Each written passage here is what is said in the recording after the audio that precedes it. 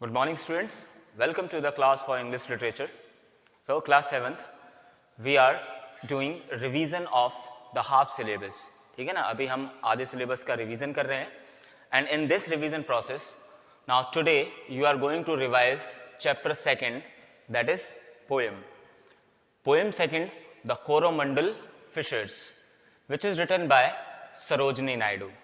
ठीक है, तो ये पोएम सेकंड है आपकी द कोरोमंडल फिशर्स, जिसको लिखा है सरोजनी नायडू ने. चलिए तो हम स्टार्ट करते हैं चैप्टर को. तो पोएट के नेम से ही, तो सरोजनी नायडू शायद आपके लिए कोई नया नाम नहीं है. हम सभी इंडियंस सरोजनी नायडू को बहुत अच्छे से इनके नाम से परिचित हैं और शायद सरोजनी नायडू के बारे में जितना हम बात करें उतना कम है. लेकिन थोड़ा सा मैं इनके बारे में आपको बताता हूँ यहाँ पर. ठीक है ना, सरोजनी नायडू जो कि एक पॉलिटिकल एक्टिविस्ट भी थी, एक फ्रीडम फाइटर भी हैं, एक पोएट भी है और एक राइटर भी हैं. ओके, सरोजनी नायडू, जिनको कि हम इंडिया में नाइटिंगेल ऑफ इंडिया के नाम से जानते हैं. सरोजनी नायडू को नाइटिंगेल ऑफ इंडिया के नाम से जाना जाता है. शी वॉज बॉर्न ऑन 13 फरवरी 1879 इन हैदराबाद. वो कब पैदा हुई थी? वो 13 फरवरी 1879 को हैदराबाद में पैदा हुई थी. She was the first governor of independent India. वो पहली गवर्नर भी थी, पहली लेडी गवर्नर थी इंडिपेंडेंट इंडिया की, यानी कि स्वतंत्र भारत की. गोल्डन थ्रेशोल्ड 1905, ये दिख रहा हो आपको गोल्डन थ्रेशोल्ड 1905. तो एक्चुअली ये क्या नेम है? ये एक्चुअली में क्या है कि सरोजनी नायडू ने एक पूरी पोएम्स का कलेक्शन लिखा था, यानी कि इन्होंने बहुत सारी पोएम्स लिखी थी और उनको एक कलेक्शन किया था, एक जगह पे उनको इकट्ठा किया था उन सभी पोएम्स को. और वो जो कलेक्शन है वो ये कलेक्शन है उनका गोल्डन थ्रेशोल्ड 1905 में जो पब्लिश हुआ था. और इसी गोल्डन थ्रेशोल्ड में ही ये पोएम है आपकी कोरोमंडल फिशर्स. ओके, तो अब जब इतना बात किया है तो फ्रीडम फाइटर के तौर पर हम सरोजनी नायडू को शायद कभी भुला नहीं सकते हैं इनके नाम को, कि इन्होंने महात्मा गांधी जी के साथ में मिलके भारत को आज़ादी दिलाने में पूरा सहयोग किया था. अब चाहे वो क्विट इंडिया मूवमेंट हो या सिविल डिसोबीडियंस मूवमेंट हो, कोई भी ऐसा मूवमेंट रहा जहां पर इनको लगा कि हाँ मेरी ज़रूरत है या हमारे भारत को एकत्रित होने की ज़रूरत है, वहाँ हर जगह सरोजनी नायडू ने अपना साथ दिया. चलिए, तो अब ये पोएम, जैसा कि मैं बार बार आपको कह रहा हूँ कि सरोजनी नायडू फ्रीडम फाइटर थे, एक पोएट थे, और क्योंकि उस टाइम पे इंडिया, हम कहीं ना कहीं स्लेव थे उन ब्रिटिशर्स के अंडर में, लेकिन भारत के इतने फ्रीडम फाइटर्स लड़े और हमको आज़ादी दिलाई. तो इनकी राइटिंग में भी तो हम अक्सर कर देखते हैं कि सरोजनी नायडू की राइटिंग्स में भी, उनकी पोएम्स में या उनकी स्टोरीज में, उस वहाँ भी हमको कहीं ना कहीं आज़ादी के बारे में दिखता है. कहीं ना कहीं वो अपने लोगों को आज़ाद करते हुए बात करना चाहती है. चलिए, तो इस पोएम के बारे में बात करते हैं कि कोरोमंडल फिशर्स, इसके नेम से ही समझ में आ रहा है कोरोमंडल. और कोरोमंडल कौन सा है? कोरोमंडल है कोस्टल एरिया, जो कि हमारे इंडिया के वो सारे एरियाज जो कि कोस्ट पे हैं, तट पे बसे हुए हैं. जैसे कि यहाँ से अब थोड़ा सा गुजरात पोर्शन है, गुजरात भी है, गोवा भी है, फिर नीचे केरल चले जाते हैं, तमिलनाडु, वेस्ट बंगाल, ये सारे के सारे. तो उन फिशरमैन्स के ऊपर है ये पोएम. तो अबाउट द पोएम, तो कोरोमंडल फिशर्स, यानी कि this poem is about fisherman. ये उन मछुआरों के बारे में है. It is about the plight of fisherman, उन मछुआरों की परेशानियों के बारे में है कि उन मछुआरों को उनकी लाइफ में क्या क्या दिक्कतें आती हैं और कैसे वो अपनी लाइफ को सस्टेन करते हैं. वो चीज़ें हमें यहाँ नज़र आती हैं इस पोएम में. और इसकी जो थीम है इस पोएम की, वो है नेबरहुड एंड कम्युनिटी, जो कि हमारे नेबरहुड और हमारे समुदाय के बारे में बताती है. तो ये पोएम आप पहले रीड कर चुके हो, लाइन वाइज आप पहले भी इसको रीड कर चुके हैं. ममता मैम ने आपको ये पोएम पढ़ा दी थी. तो रिवीजन में एक बार, क्योंकि छोटी पोएम है, इसमें ज़्यादा टाइम नहीं लगेगा हमको रीड करने में, so that's why I want you to read the poem line wise.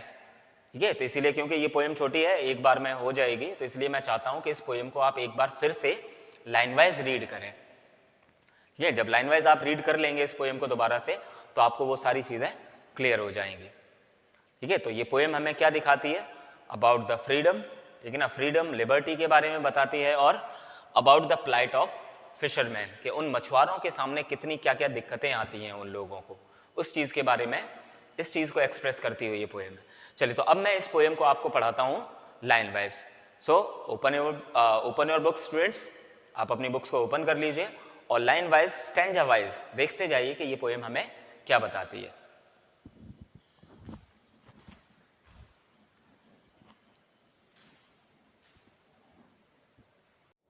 Now students, this is the text of your poem second, the Coromandel Fishers.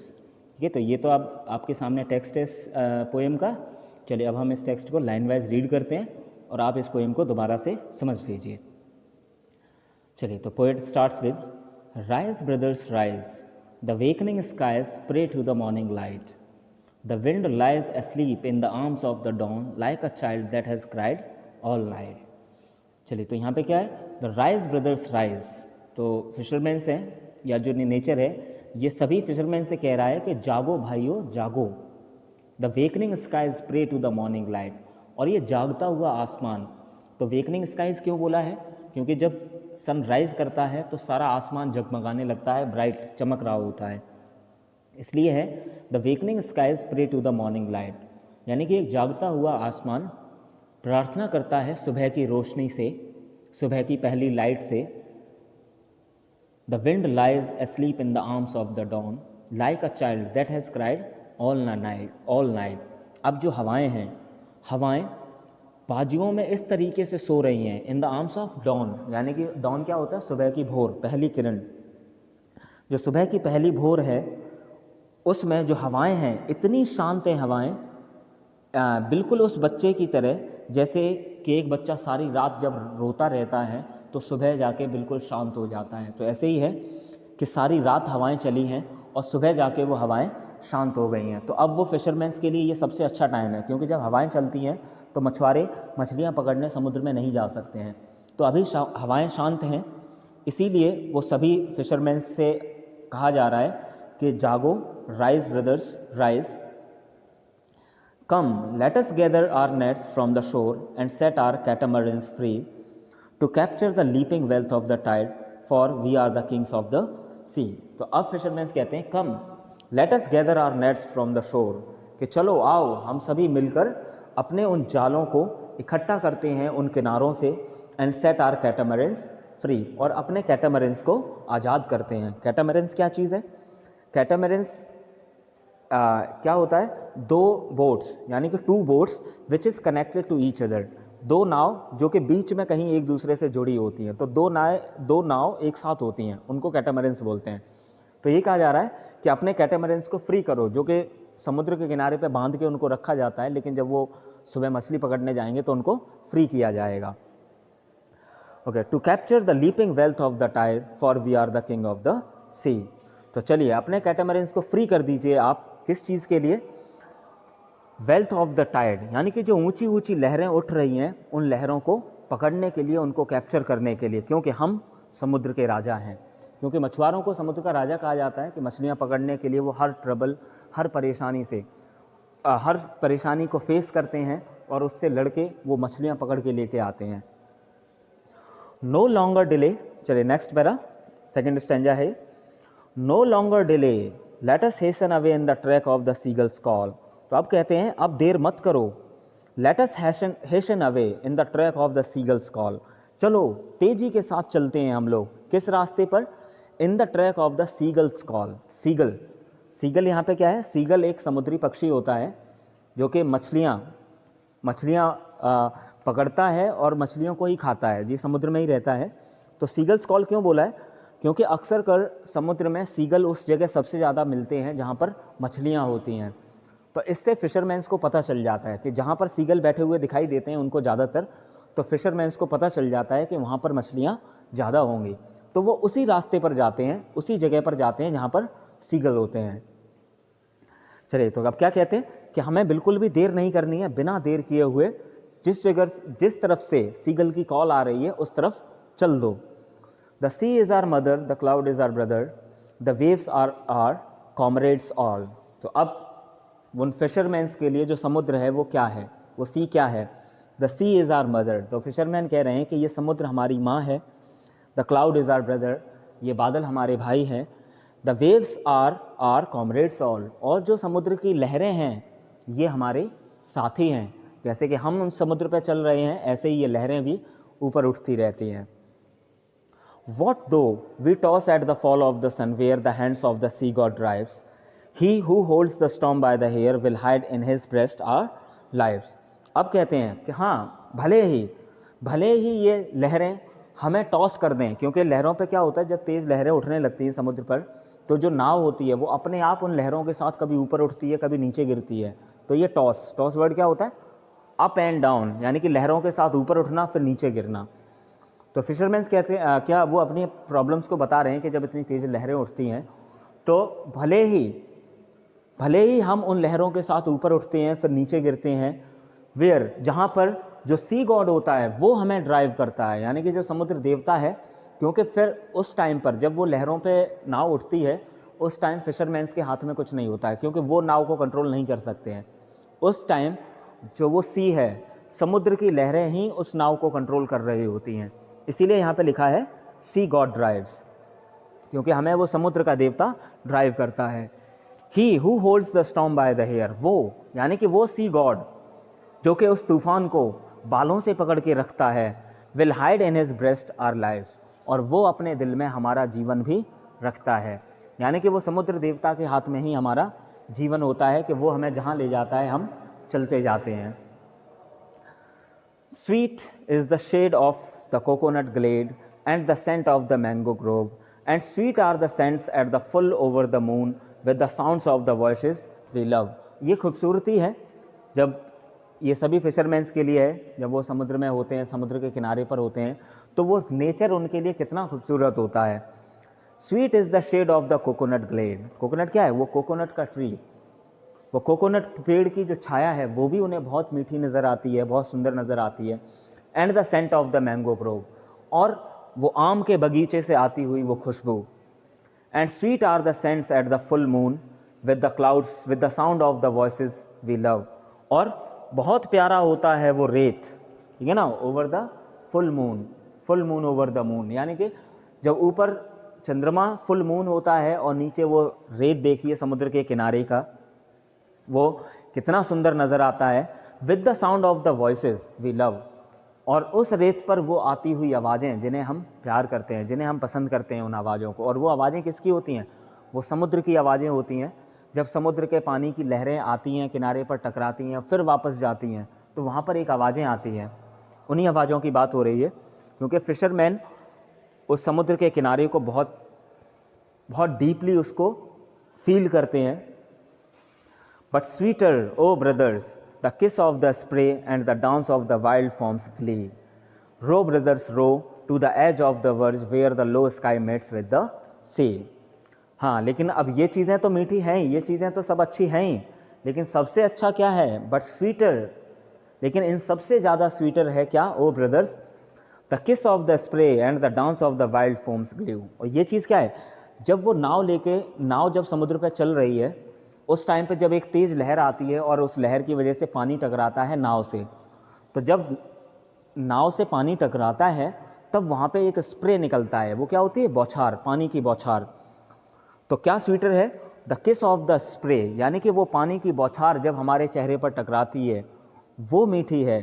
And the dance of the wild foams Glee, और वो चमकता हुआ झाग जो समुद्र के surface पे, आपको सी सरफेस पर एक झाग नज़र आता है जो कि इधर उधर बिखरा होता है। तो डांस क्यों बोला है, डांस इसीलिए है क्योंकि नाव चलती है और वो झाग जो समुद्र के सरफेस पे होता है वो इधर उधर फैल रहा होता है, तो वो एक डांसिंग की तरह नज़र आता है। Row brothers row to the edge of the verge, तो फिर से एक बार फिशरमैन्स को कहता है कि हमें रुकना नहीं है, निरंतर आगे बढ़ते जाना है, कि आगे रो करते जाइए, कहाँ तक, to the edge of the verge, उस किनारे तक, where the low sky mates with the sea, जहाँ पर ये आसमान समुद्र से मिलता है। तो वो चीज़ क्या है, ये आपका एक हॉरिजॉन होता है, सी हॉरिजॉन। सी हॉरिजॉन आपने साइंस में पढ़ा होगा। सी हॉरिजॉन क्या होता है, एक ऐसी जगह जहाँ से हमें आसमान और समुद्र एक दूसरे से मिलता हुआ दिखाई देता है। जैसे कि हमें लैंड हॉरिजॉन तो हम लोगों को आपने अक्सर कर देखा होगा।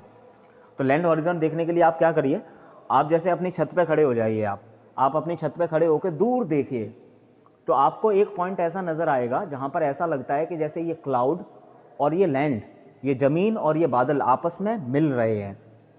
और सेम ऐसा ही नज़र आता है हमें कहाँ पर, समुद्र के किनारे पर। जब सी सरफेस पे हम दूर देखें तो एक जगह ऐसी लगती है हमें जैसे कि ये बादल और समुद्र आपस में मिल गए हैं। तो वो जगह है, वहाँ तक हमें पहुँचना है। और वो जगह कौन सी होती है? वो होता है किनारा। तो यहाँ पर फिशरमैन, सभी फिशरमैन से कहा जा रहा है कि हमें रुकना नहीं है, निरंतर आगे बढ़ते जाना है, अपने लक्ष्य तक पहुँचना है। ठीक है, और चलिए, तो ये पोएम फिनिश हो गई है जहाँ पर ये फिशरमैन्स के बारे में बताता है कि फिशरमैन्स कैसे जाके वो फिशिंग करते हैं। लेकिन साथ ही साथ में मैंने आपको बताया था कि सरोजनी नायडू जो कि फ्रीडम फाइटर थी, तो उनकी इस पोएम में आज़ादी भी दिखती है। कहीं ना कहीं इस पोएम से इनडायरेक्टली वो हम सभी इंडियंस उस टाइम पर जो गुलाम भारत के लोग थे उनसे भी यही कहना चाह रही थी वो कि उठो जागो, इन ब्रिटिशर्स के सामने इनकी स्लेवरी की, इनकी चेन्स को तोड़ दो और निरंतर हमें अपने लक्ष्य की तरफ बढ़ना है। So class 7, this is the end of the poem. ठीक है ना। आई होप अब पोएम आपको क्लियर हो गई होगी। आप बार बार इस वीडियो को रिप्ले करके देखें। चलिए, इसके साथ में मैं आपको असाइनमेंट्स जो अवेलेबल करा रहा हूँ, ठीक है ना। तो इसके लिए बहुत सारे बच्चे मुझसे क्वेश्चन करते हैं कि सर हमने तो ये कर रखा है, हमें ये दोबारा करना है या क्या करना है। तो उसके लिए मैं क्लियरली आपको बता दूँ, ठीक है ना, कि जिन बच्चों ने ये सारे असाइनमेंट्स पहले कर रखे हैं वो लर्न कर लीजिए आप, और जिसने नहीं किए हैं, जिसको पहले नहीं मिले थे असाइनमेंट्स, वो असाइनमेंट्स को आप अपनी फेयर नोटबुक्स पर लिख लीजिए। ठीक है, जिससे कि अब आप ऐसे क्वेश्चंस आप मुझसे नहीं करेंगे आप कि सर हमें इस पे कॉपी पे करना है कि रफ पे करना है, किस पे करना है। Okay, so thank you for today.